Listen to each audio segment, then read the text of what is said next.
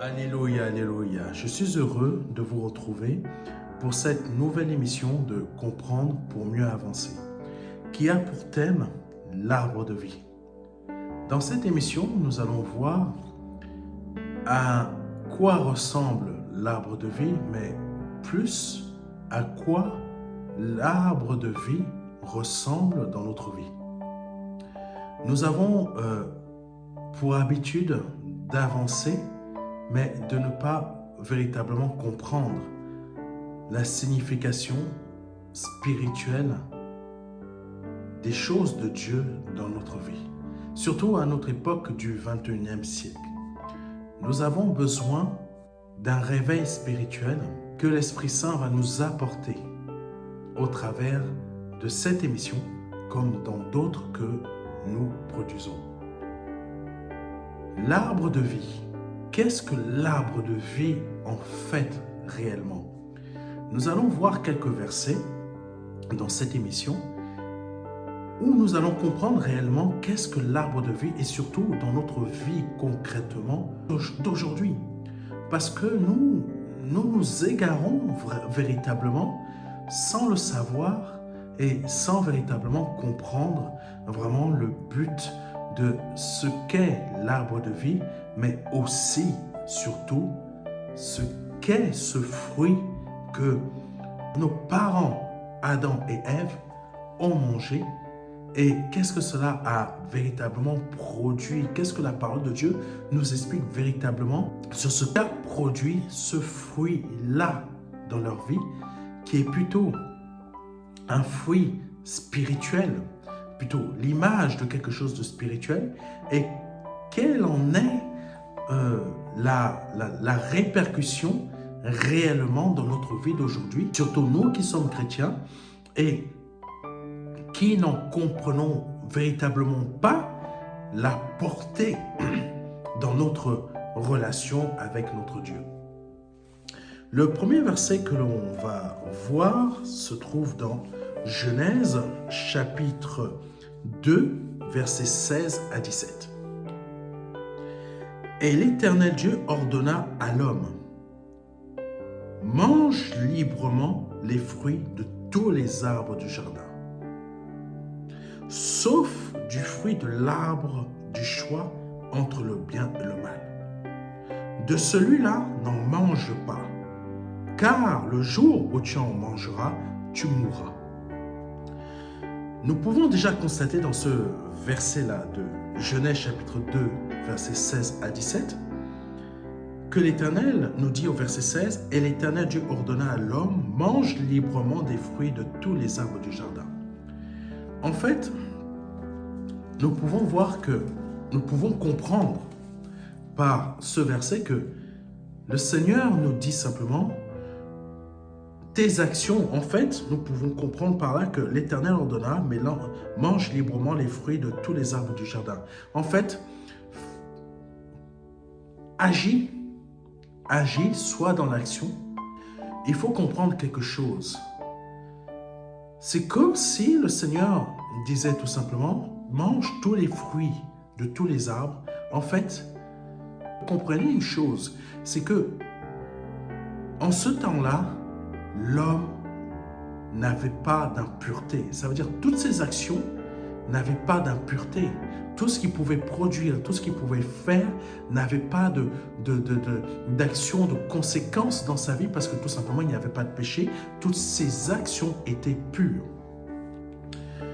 Mange librement les fruits de tous les arbres. Donc, tout ce que l'homme allait produire était bon. Tout ce que l'homme allait faire était bon. Amen. Sauf qu'il lui a dit, sauf du fruit de l'arbre du choix entre le bien et le mal. Cette version que je suis en train de lire n'utilise pas le terme de l'arbre de la vie, mais utilise simplement le terme l'arbre du choix entre le bien et le mal. Donc ça veut dire tout simplement tous les autres arbres, comme j'étais en train de le dire, ça parle de nos choix, de nos actions, de tout ce que nous pouvons faire. C'est pour cela que, en début d'émission, je vous ai dit que ce n'est pas nous ne comprenons pas véritablement le sens de certaines choses, de certaines paroles que nous pouvons lire. Nous pensons que c'est véritablement des arbres, mais en fait, Dieu nous parlait de nos actions. Tu peux produire toutes les autres actions que tu vas faire sont bonnes. Elles ne sont pas mauvaises puisqu'il n'y a pas d'impureté. Tout ce que tu pouvais faire était bon. Amen. Mais simplement, il y a un arbre dont tu ne dois pas manger les fruits. C'est l'arbre du choix du bien et du mal. Le Seigneur parlait tout simplement que il y a des actions que tu ne dois pas produire. Et là, je souhaite te parler et vous parler de la chose suivante. C'est que cette image de l'arbre-là concerne quelque chose qui s'appelle la sagesse. Amen. La sagesse. Cette sagesse-là, ça veut dire quoi? Ça veut dire tout simplement que si tu manges de cet arbre-là, tu vas briser la sagesse de Dieu en toi. La sagesse de Dieu en toi, c'est quoi? Et la sagesse de Dieu dans Adam et Ève, c'était quoi? C'était tout simplement que la sagesse de Dieu nous apporte instruction, connaissance, discernement dans toutes sortes de choses. J'espère que je me fais comprendre. Parce que tout simplement, cet arbre-là du choix brisait la sagesse de Dieu en Adam et Ève. Nous pouvons comprendre la chose suivante, c'est que ce n'était pas véritablement un arbre, mais c'était quelque chose qui était à la fois comme Adam et Ève, à la fois visible, mais à la fois invisible. Qu'est-ce que je veux dire par là? À la fois dans Ève et Adam, il y avait Dieu dans sa plénitude, et il y avait la sagesse, la pureté, tout ce qui était de Dieu en eux. Et ils pouvaient faire autant de choses comme Dieu le faisait. C'est-à-dire que Dieu leur a donné un royaume dans lequel ils devaient dominer et créer et développer. C'est de ça dont je vous parlais tout à l'heure, les manger de tous les autres fruits des arbres. Ça veut dire tout simplement, développez-vous. Il faut conquérir le monde que je vous ai donné. Le monde que j'ai créé pour vous, il faut le conquérir, il faut le développer et il faut y dominer. Amen. C'est ça. Parce que comprenez, il faut comprendre une chose, c'est que quand Dieu parle de manger tous les autres fruits, en fait, c'est tout simplement, Dieu nous demande d'aller nous nourrir de toutes les choses qu'il a, nourrir spirituellement, nourrir, en fait, découvrir. Va découvrir tout ce que j'ai créé pour toi dans ce monde et domine dessus. Va découvrir, va faire ton expansion. Quelqu'un me comprend? En fait, dans notre vie d'aujourd'hui, qu'est-ce que nous devons comprendre à partir de cela? Nous devons comprendre que la sagesse qui a été brisée, c'est l'image d'un fruit que Adam et Ève ont été comment dire ça?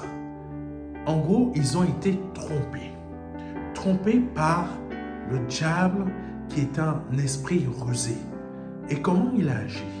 Il a agi dans le sens où la pensée de l'homme, donc de Ève, il l'a perverti. Je vous donne l'image que l'Esprit Saint me met à l'esprit. Prenez l'image d'une pomme, vous mettez un verre, vous posez un verre sur la pomme. Le verre, qu'est-ce qu'il va faire? Il va manger petit à petit cette pomme et creuser un trou à l'intérieur. Ça veut dire que Satan, qui est un serpent, a agi de la même manière, mais en fait, dans la conscience de Ève et Adam. Parce qu'en fait, il faut comprendre une chose. Tu as une conscience. Cette conscience est la partie visible de ton esprit. Parce qu'en fait, beaucoup de personnes n'arrivent pas à comprendre que notre conscience est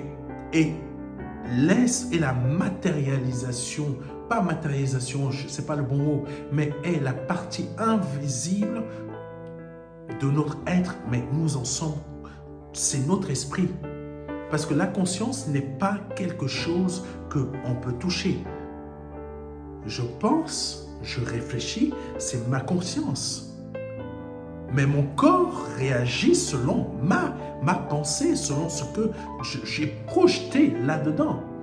Les neurones ne sont que la partie matérielle de l'être humain qui va transformer ces informations qui proviennent de ma conscience pour que cette partie humaine, quand je bouge mes doigts, c'est parce qu'automatiquement, je veux vous montrer que je bouge. Mais pourquoi mon corps bouge comme ça? Parce que tout simplement, ma conscience, mon esprit est en train de dire à mon corps, je veux que tu bouges tes doigts. Amen. Quelqu'un me comprend? Donc, en faisant cela, ma conscience, qui est mon esprit, qui est la partie de mon esprit, est en train d'interagir avec mon corps. En fait, tu n'es pas un corps, mais tu es un esprit. Est-ce que tu comprends? J'espère que vous comprenez ce que je suis en train de dire. Mais en fait, qu'est-ce qui s'est produit? Quand l'homme, Adam et Ève, ont décidé de manger le fruit du choix du bien et du mal, ce n'est pas qu'ils ont mangé un fruit, c'est tout simplement que leur esprit a mangé comment vous expliquer? En gros, le Seigneur disait que j'ai une nourriture à manger que vous ne connaissez pas. Ça veut dire que Adam et Ève ont forcément mangé quelque chose de spirituel qui était contraire à ce que le Père leur avait demandé de faire. Manger de tous les arbres, tous les fruits des arbres sur cette terre, ça veut dire aller conquérir, aller créer. Il faut une expansion de ce que vous êtes dans ce monde, aller découvrir, aller vous nourrir de ce que j'ai tout créé. Parce qu'en fait, il faut savoir que toute cette partie, toute la création de Dieu, qu'elle soit spirituelle ou matérielle, Dieu est dedans. Dieu est dedans. Rien ne peut exister sans la volonté de Dieu et tout ce qui existe, existe par la volonté de Dieu. Donc Dieu leur a dit, allez me découvrir, allez vous nourrir de moi au travers de tout ce monde que j'ai créé pour vous, afin que vous puissiez vraiment être comme moi je suis. Amen. Et Adam et Ève ont commis une action, ont mangé quelque chose de spirituel, c'est-à-dire qu'ils ont consommé une action, ils ont créé une action, plutôt ils ont consommé une action qui a créé le désordre dans ce monde et qui a produit quelque chose dans qui a créé une séparation entre leur conscience et leur corps. Leur conscience s'est séparée de la divinité de Dieu. Et leur conscience, quand elle s'est séparée de la divinité de Dieu, leur conscience est devenue morte. Ça veut dire que leur esprit est devenu mort. Et quand leur esprit est devenu mort, leur corps a pris le dessus. Parce que bien que l'esprit, plutôt je vais vous expliquer différemment, bien qu'un esprit peut être mort, le corps vit toujours. Mais tout être humain qui naît sur cette terre, l'esprit est déjà mort par défaut, mais le corps vit. Mais le corps vit pourquoi? Bien que l'esprit soit mort, le corps vit parce que l'esprit est dedans. Quand tu penses, quand tu agis, c'est ta conscience, ce n'est pas ton corps qui bouge par lui-même. Quand tu meurs, c'est parce que tout simplement, ton esprit qui est ta conscience, c'est le terme. Il faut comprendre ce que je suis en train de vous dire. À la fois, la conscience, elle englobe tout, tes pensées, tes réflexions, tout ce que tu souhaites faire, etc. Mais ton corps réagit par rapport à tes pensées qui ont déjà créé une action. Et Adam et Ève avaient consommé quelque chose de spirituel, c'est-à-dire ils ont produit une action, ils ont fait quelque chose dont ils se sont nourris spirituellement pour vouloir être des dieux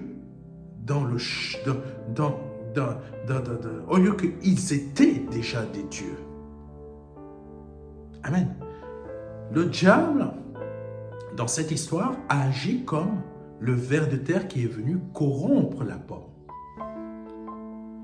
Maintenant, qu'est-ce que cela a à voir avec toi et comment tu peux le traduire dans cette époque, dans ce siècle-ci, dans cette génération dans laquelle tu vis? Comment tu peux traduire cela? C'est très simple. Et le Seigneur précise, mange librement des fruits de tous les arbres, donc je vous ai expliqué, sauf du fruit de l'arbre entre le bien et le mal, de celui-là n'en mange pas, car le jour où tu en mangeras, tu mourras. C'est exactement ce que je t'ai dit. Quand tu en mangeras, tu mourras. Ça veut dire tout simplement, tu seras séparé de la vie de Dieu. Maintenant que ton esprit est renouvelé et qu'il vit, qu'il est ressuscité, ton corps mourra toujours parce que tout simplement, ton corps est lié au péché. C'est-à-dire que ton corps tel qu'il est, il est obligé de mourir, mais ton esprit est obligé d'avoir un autre corps. Il n'est plus compatible avec ce corps-ci. Amen. Mon esprit, qui est divin, qui est l'esprit de Dieu, n'est pas compatible avec ce corps-ci. Parce que ce corps-ci est maintenant, plutôt, il faut que tu comprennes quelque chose. C'est que quand Adam et Ève ont mangé le fruit, c'est-à-dire il y a eu une action spirituelle, il y a quelque chose qui s'est produit, qu'ils ont fait, qui les ont séparés du Père, donc de Yahvé, de Hachem, de Jésus-Christ. Ce qui a fait que le corps soit dans une séparation totale de l'esprit. Quand Jésus-Christ a été envoyé sur cette terre par le Père, Jésus n'est pas venu sauver un corps, mais il est venu sauver un esprit. C'est pour cela que ton corps restera toujours mortel, mais toi, Jésus l'a expliqué dans Job, tu peux faire tout ce que tu veux avec, quand il parlait à Satan, tu peux faire tout ce que tu veux avec son corps, mais surtout tu ne touches pas à son esprit. Jésus n'est pas venu sauver un corps, Jésus est venu sauver un esprit. Donc, c'est-à-dire qu'il est venu sauver ton esprit. Parce qu'il faut savoir la chose suivante, c'est que quand Dieu parlait avec Adam et Ève, il leur a créé une enveloppe, c'est-à-dire une maison pour abriter son esprit. Est-ce que tu me comprends? Quand il a soufflé dans le corps d'Adam, il a soufflé un esprit de vie, c'est-à-dire Dieu lui-même en lui. C'est pour ça qu'il est dit un peu plus tard que quand Dieu a dit mon esprit ne va pas demeurer toujours chez l'homme. Parce que tout simplement, l'homme était devenu un être animal. C'est-à-dire un être animal, ça veut dire quoi? Ça veut dire tout simplement, ce n'est plus l'esprit qui était en charge du corps, mais c'est le corps par lui-même qui commençait à fonctionner. Neurones, comme je te l'ai dit. Les neurones t'envoient des informations dans tout le corps, et s'il y a un problème dans ton corps, les neurones peuvent fonctionner, mais il y a peut-être une panne sur ton bras, et ton bras ne fonctionne plus. Les neurones envoient bien les informations au niveau de ton bras, mais ton bras ne marche plus parce que tout simplement, il y a eu une panne. Parfois, c'est même pas une panne, parfois c'est tout simplement une amputation. Et là, comment on appelle ça? membre fantôme. Ça veut dire tout simplement que tes neurones n'arrivent pas à comprendre que tu n'as plus de bras. Mais tes neurones envoient toujours l'information comme si ton bras allait bouger jusqu'à tes mains. Mais ça ne bouge pas et ton cerveau n'arrive pas à comprendre cela. C'est pour cela qu'on parle de membre fantôme. Parce que tes neurones pensent que tu as toujours un bras, mais dans les faits, tu n'en as pas un. Mais qu'est-ce qui est conscient que tu n'as pas un bras? Ce n'est pas ton corps, mais c'est ton esprit. Tu commences à comprendre? Donc, Adam et Ève ont été séparés de la vie de Dieu. Ils sont devenus animaux. C'est le corps maintenant qui avait pris le dessus. Continuons avec un autre verset où nous allons aller un peu plus loin. Proverbes chapitre 3, verset 13 à 20 dit ceci. Proverbes chapitre 3, verset 13 à 20 dit ceci. Heureux l'homme qui a trouvé la sagesse. Heureux celui qui est devenu raisonnable. Je vous ai parlé, je t'ai parlé tout à l'heure de sagesse. Tu vas comprendre l'arbre de vie, à quoi ça correspond dans ta vie aujourd'hui. Heureux, donc je reprends, heureux l'homme qui a trouvé la sagesse, heureux celui qui est devenu raisonnable. Acquérir la sagesse vaut mieux que gagner beaucoup d'argent. Les avantages qu'elle donne sont plus précieux que l'or le plus fin. Amen. Elle a plus de prix que les perles et aucun trésor que tu pourrais désirer n'égale sa valeur. Est-ce que tu comprends? Continuons.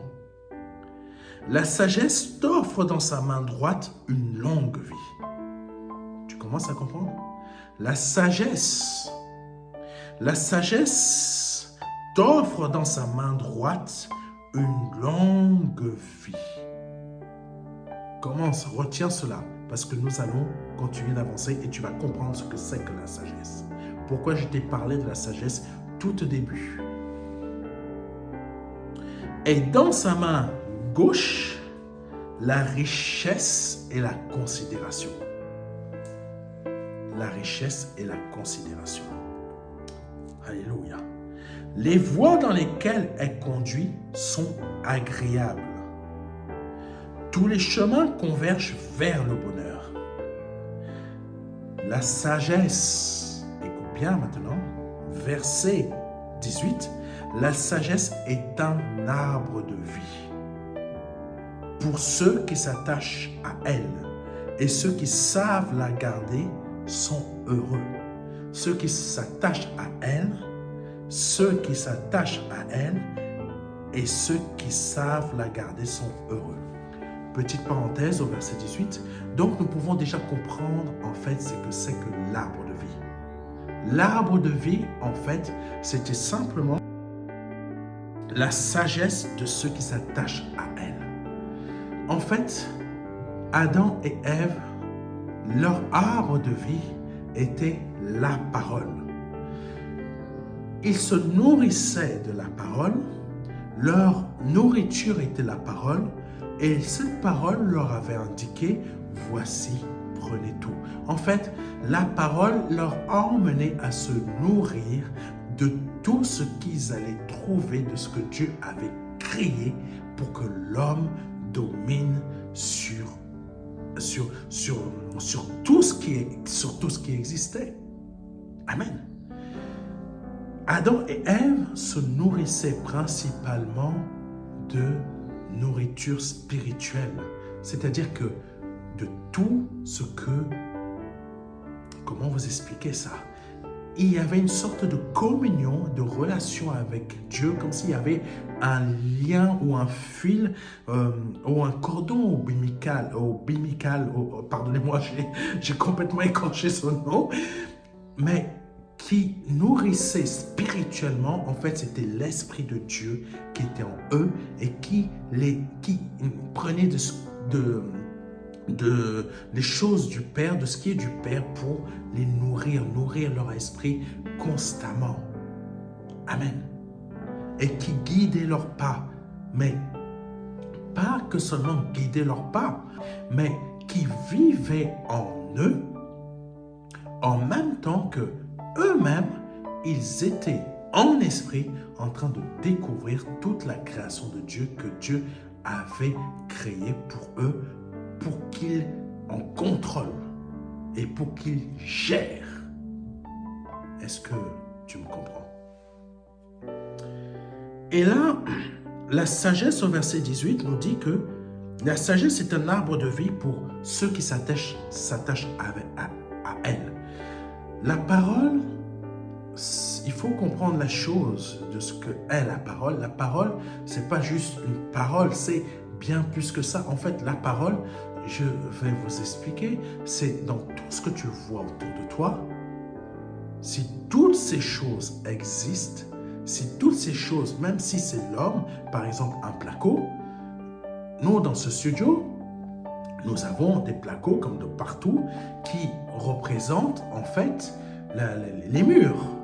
Mais au-delà de ces murs, soit c'est des parpaings, soit c'est je ne sais pas quoi, mais il y a de l'isolation. Mais dans tout ce que ces choses que Dieu a créé, que l'homme a créé, parce que Dieu a permis que l'homme, tu commences à comprendre, puisse découvrir de nouvelles façons de se couvrir, de se protéger, de se garder des intempéries, du froid ou de la chaleur, ou avoir un endroit où pouvoir se garder. À l'époque, c'était des tentes pour les Juifs, ou la grotte pour certaines personnes, ou pour d'autres à une certaine époque, mais aujourd'hui, ce n'est plus des grottes, ce sont des maisons, ce sont des appartements, ce sont des choses. En fait, l'homme a continué, sans le savoir, à aller se nourrir de tous les autres arbres et fruits, sauf que maintenant, ils ne sont plus dans la sagesse. Tu comprends? Ils ne sont plus dans la sagesse. Ils sont dans la mort de leur esprit. Tu comprends? Et là, au verset 18, on continue, il est dit, « Et ceux qui savent la garder sont heureux. » Ça veut dire tout simplement que si Adam et Ève se nourrissaient de tout ce qui était de Dieu aux alentours, la fleur qui est autour, les différentes fleurs ou je ne sais pas quoi d'autre, ou les différentes verdures, ou je ne sais pas quoi, les fleuves, etc., les différents animaux étaient nourris, étaient la représentation de tout ce qui est aussi la parole de Dieu. Parce que la parole de Dieu n'est pas que, je vais choquer beaucoup de personnes, la parole de Dieu n'est pas que dans la Bible. La parole de Dieu se trouve aussi dans toute la création que Dieu a créée. Parce que si la fleur vit que tu vois aujourd'hui, c'est grâce à Dieu. Si, je ne sais pas, ton chat vit, c'est grâce à Dieu. Est-ce que tu prends conscience que ton animal de compagnie, s'il vit, c'est parce que tout simplement, Dieu a créé toutes sortes de vie, mais pour que tu puisses dominer. Amen. Tu ne domines pas sur un lion, toi personnellement, parce que tu pourrais te faire manger par un lion. Mais il y a des dompteurs de lions. Le lion, pourquoi il ne les mange pas? Parce que tout simplement, il a dompté le lion. Il y a des dompteurs de crocodiles, il y a des dompteurs de requins, il y a toutes sortes, mais c'est pas forcément toi personnellement qui a dompté le lion, mais celui qui a dompté le lion, c'est qui? C'est un autre être humain. Cet autre être humain ne se rend pas forcément compte que Dieu lui a demandé de manger tous les fruits de tous les arbres, c'est-à-dire va, avance, il faut que tu grandisses. Et l'homme, c'est ça qu'il a fait. Il a grandi, il s'est développé, il a créé toutes sortes d'intelligence artificielle, toutes sortes de produits informatiques, il a développé la voiture, il a développé le moyen de voyager, il est passé des moyens de locomotion qui étaient les pieds à des voitures plus puissantes, etc. Et ce n'est pas terminé. L'homme va continuer à évoluer, mais son esprit sera toujours mort. C'est pour cela que tout ce qu'il produit va toujours être détruit par la corrosion, par comment dire ça, par forcément le temps, par toutes sortes de choses, la rouille, etc. Connaître des pannes, etc. Parce que tout simplement, l'Esprit de Dieu n'habite plus en lui. Et donc, quand on continue au verset 19, c'est dit ceci. C'est avec la sagesse que l'Éternel a fondé la terre. Donc, l'arbre de la vie, dans les faits, c'est la sagesse. Et quand Adam et Ève ont mangé, c'est-à-dire qu'ils ont consommé un autre fruit. Ça veut dire qu'ils consommaient, ils ont le fruit de la sagesse qui est en eux, ils ont consommé un autre fruit, mais qui est tout aussi spirituel que matériel. C'est-à-dire, ils ont dû, imaginons, la parole de Dieu nous donne une indication, c'est par des témoignages ou par la parole que naît la foi. Donc, ils ont forcément écouté notre parole qui a créé le péché en eux. En fait, ils se sont nourris d'une autre indication qui a créé la destruction de leur vie, la mort. Amen. Là, on parle de Satan. Là, on parle de Satan. Satan n'était pas qu'un serpent. Satan a été aussi le fruit qui a gangréné Adam et Ève. Est-ce que tu comprends? Satan, qui est un esprit, qui est aussi une force dans la pensée, je ne sais pas comment vous expliquer, mais qui est aussi une pensée, a gangréné Ève, qui elle-même a convaincu Adam de se nourrir de ce que Satan leur avait apporté. Est-ce que vous comprenez ce que je veux dire? Je sais que je vais très loin, mais c'est pour vous aider à comprendre. Verset 19, c'est avec la sagesse que l'Éternel a fondé la terre, et avec l'intelligence qu'il a disposé le ciel. Amen. Et avec l'intelligence qu'il a disposé le ciel. Par sa science, il a fait jaillir l'eau des sources et ordonné aux nuages de répandre la rosée. Et quand Dieu a demandé à Adam et Ève d'aller se nourrir et des différents autres fruits et arbres, en fait, l'homme devait faire la même chose, mais dans ce monde matériel. C'est-à-dire quoi? Avec l'intelligence, ils devaient créer leur habitation. Amen. Avec l'intelligence, ils auraient dû créer leur habitation. Avec la science, ils auraient dû agir pour savoir comment prendre l'eau, faire en sorte de, je ne sais pas, de douche ou je ne sais pas quoi, des choses de l'époque. Et avec la science de Dieu, ils auraient créé toutes sortes de moyens de pouvoir développer leur nourriture, développer leurs biens. En fait, qu'est-ce que cela veut dire tout simplement? Tout ce que tu vois l'homme créer avec l'intelligence, la science, c'est tout ce que l'homme, au temps d'Adam, sans s'être nourri de ce fameux fruit dont j'ai parlé tout à l'heure, aurait dû faire, mais avec l'intelligence de Dieu. Parce que tout ce que tu vois aujourd'hui, l'homme aurait pu le concevoir et même mieux encore, avec l'Esprit de Dieu. Tu comprends? Donc, dans ta vie aujourd'hui, l'arbre de vie est lié à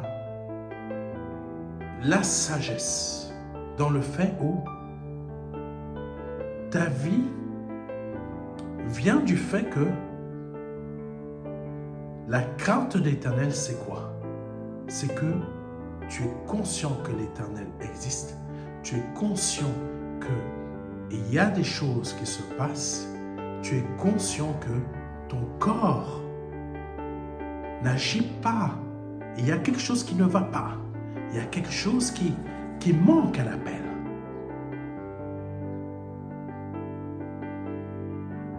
C'est-à-dire que ton corps tel qu'il est, aujourd'hui, bien que tu sois chrétien ou né nouveau, comme tu le souhaites, ton corps est mort. Mais la seule partie vivante de chez toi, c'est si tu es né nouveau, que tu marches dans le Seigneur, c'est ton esprit qui est ton esprit, oui, ton esprit, mais qui est matérialisé. Quand je dis matérialisé, comprends-moi bien, tu ne peux pas le toucher, par l'aspect de ta conscience. Quand tu parles en toi-même, par exemple, je ne sais pas comment tu t'appelles, mais moi en moi-même, je me dis, je suis Serge. Mais toi en toi-même, tu te dis quoi? Je ne sais pas, tu te dis, je suis Alphonse, je suis Chloé, je ne sais pas, tu te dis ton prénom. Sache une chose, ce ne sont pas tes neurones qui se disent ça. Je te montre que c'est ton esprit. Donc, qu'est-ce qui se passe? Qu'est-ce qui se produit? C'est simplement que là, tu prends conscience que ton corps n'est pas qu'un corps, mais ta conscience ne se trouve pas dans tes neurones, ta conscience ne se trouve pas dans une partie du globe, parce que les scientifiques disent que la conscience, non, la conscience ne se trouve pas, tu ne peux pas la matérialiser. La conscience est la partie de ton esprit, mais ton corps reste animal. Donc, quand tu marches avec Dieu, tu ne marches pas avec Dieu avec ton corps, mais tu marches avec Dieu avec ton esprit. Ça veut dire que ton esprit est à nouveau connecté avec Dieu.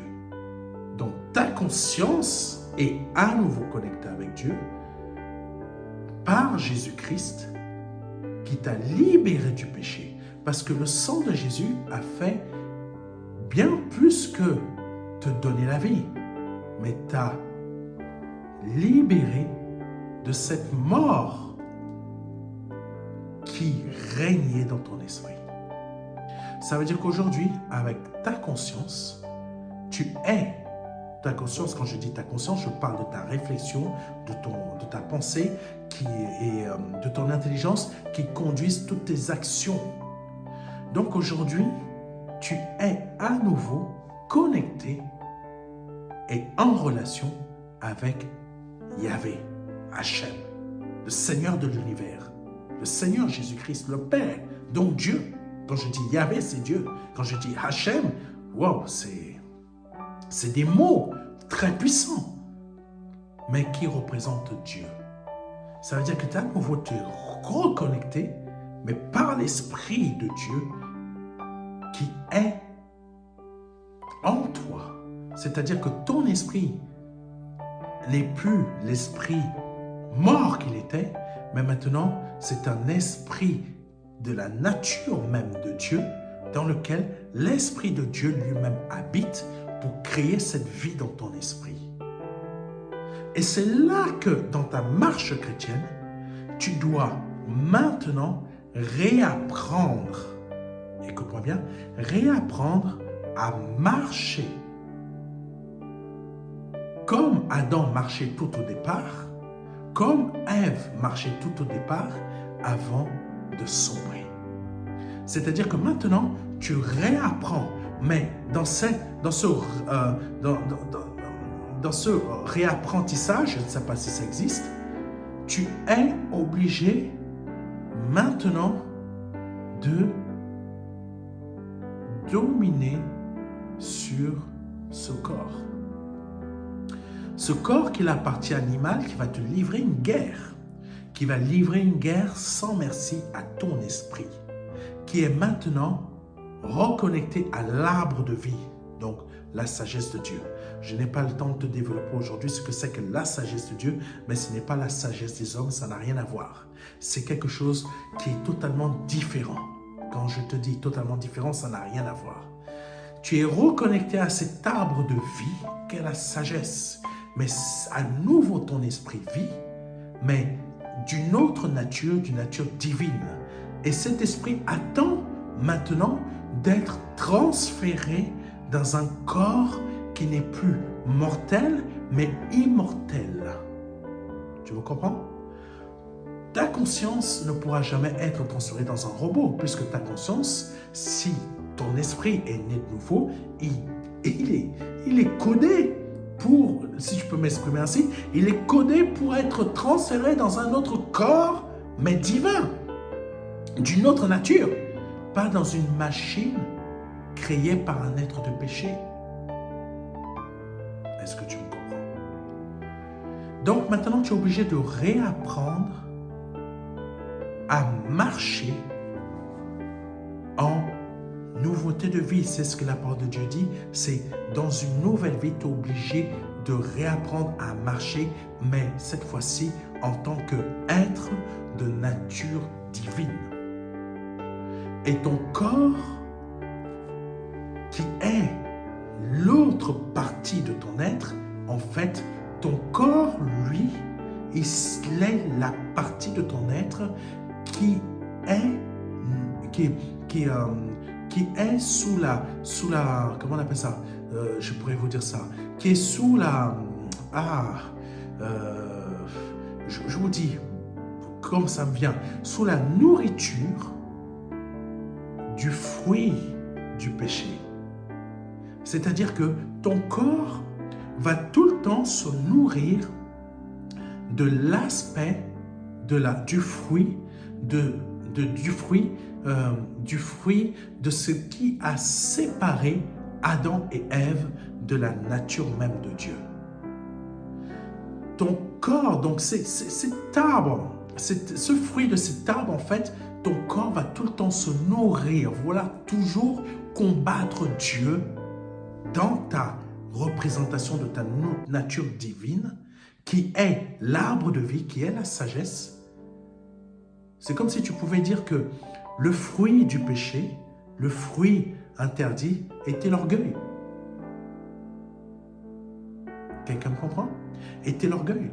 Ton corps va tout le temps se nourrir de ce fruit-là, tandis que ta nature divine maintenant, que tu es, se nourrit de la sagesse de Dieu.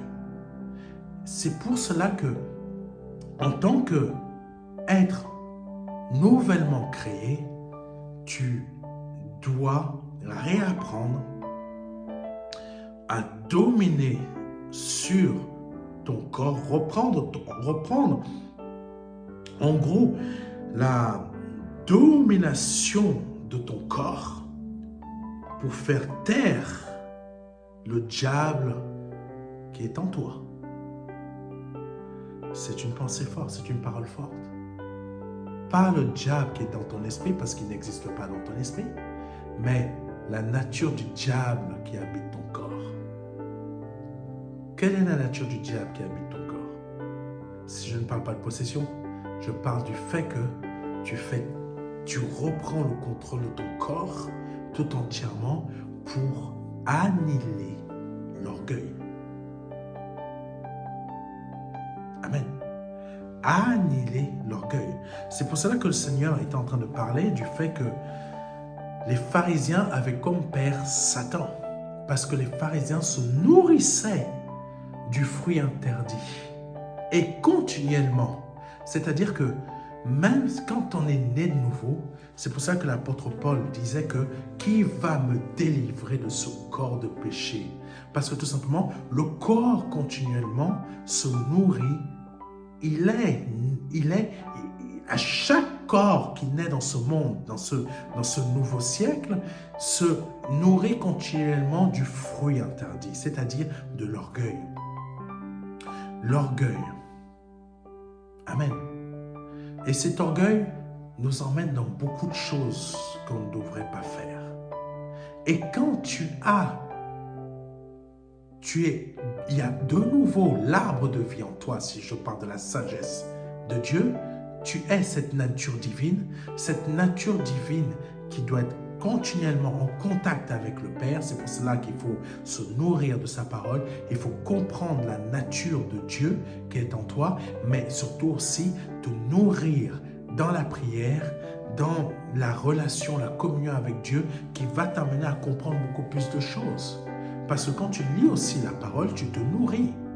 Mais tu vas encore beaucoup plus loin quand tu développes une relation personnelle avec Dieu. C'est-à-dire que tu marches à nouveau avec Dieu comme Adam et Ève marchaient avant de connaître le péché. Est-ce que tu comprends? Donc, dans ce corps que tu vis, que ton esprit est, l'orgueil veut t'emmener toujours à consommer régulièrement ce fruit qu'il est. Recherche de biens matériels, c'est de l'orgueil. Recherche par exemple, quand tu vois ton frère à l'église, tu te sens, oh, moi je suis grand, Mais tout cela provient de quoi? D'un fruit. Et ce fruit a donné d'autres variantes. Mais ça vient d'un fruit en premier, l'orgueil. Et c'est là que la sagesse, qui est l'arbre de vie en toi, tu dois dominer et annihiler ton corps, qui est, quand je dis annihiler ton corps, ne va pas le détruire. Je parle en fait du fruit qui provient du diable pour qu'il n'existe plus de pensée qui nourrissent ton corps, dans le sens où tu dois chercher toutes sortes de choses comme si ta vie en dépendait. Ta vie dépend de la nature qu'est Jésus-Christ. Ta vie ne dépend pas des biens matériels, des choses, je ne sais pas quoi, de ton niveau social, etc. Ta vie dépend de la nature de Christ en toi.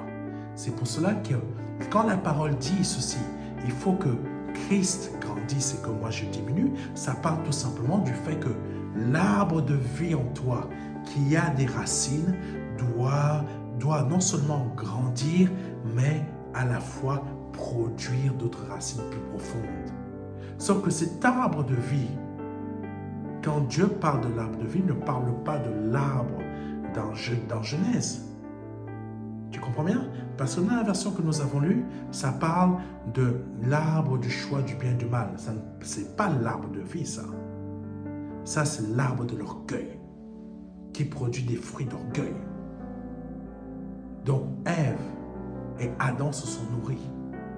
Et aujourd'hui, Dieu veut que tu te nourrisses constamment de l'arbre de vie qui est la sagesse, mais que tu développes en toi ta nature divine qui provient de Christ. J'espère que tu comprends. Continuons au verset et on va terminer avec ça. Apocalypse, chapitre 22, verset 19. Je reprends.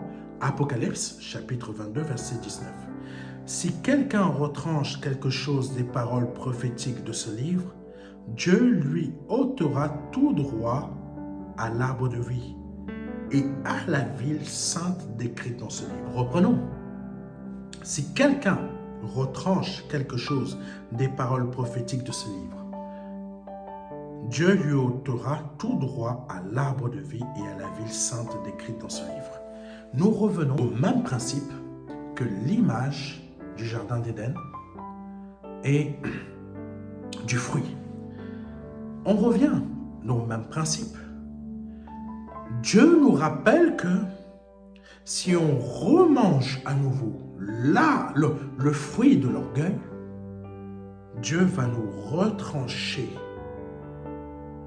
Ça veut dire que si, à nouveau, on remange le fruit de l'orgueil, ça veut dire que on remange quelque chose, une parole qu'on n'aurait pas dû manger, c'est-à-dire quelque chose de spirituel, on l'a reçu, on l'a acquis, maintenant on vit avec cette parole.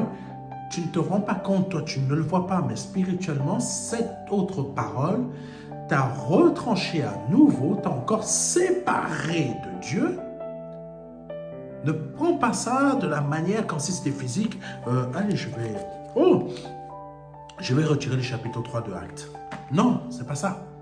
Tu as à nouveau, comprends bien, tu as à nouveau retranché, c'est-à-dire tu as repris, tu as remangé le fruit de l'orgueil. Dieu va te retrancher à nouveau, c'est-à-dire il va te recouper à nouveau. De quoi? De l'arbre de vie. Et la ville sainte, c'est à nouveau l'image du jardin d'Éden. Donc, quand tu es né de nouveau, sache une chose, le fruit défendu, c'est l'orgueil. Ne le remange pas à nouveau. Amen. C'est pour cela que le Seigneur Jésus-Christ a dit, tous ceux qui chercheront à plus les biens matériels ne pourront pas accéder au ciel. Parce qu'aujourd'hui, les biens matériels sont conduits par quoi? Par ton orgueil. L'orgueil de quoi? De ton corps. Mais ta nature divine doit annihiler l'orgueil qui habite dans ton corps pour que ton corps, bien que mortel, ne soit plus nourri par l'orgueil, mais soit nourri par ton esprit et redevienne une habitation temporaire de l'Esprit de Dieu, puisque tu es l'Esprit de Dieu maintenant, tu es la nature divine de Dieu, soit une habitation temporaire le temps que tu sois transféré dans ton nouveau corps. J'espère que par cette émission, tu as pu comprendre beaucoup de choses. Je sais que tu aurais voulu que j'aille encore plus loin. Mais je prie que vraiment l'Esprit de Dieu t'aide à comprendre et t'aide à développer ce qu'il te faut pour créer l'expansion de la nature même, la nature divine de Dieu que tu es, afin d'annihiler complètement le poison de ce fruit interdit dans ton corps, l'orgueil.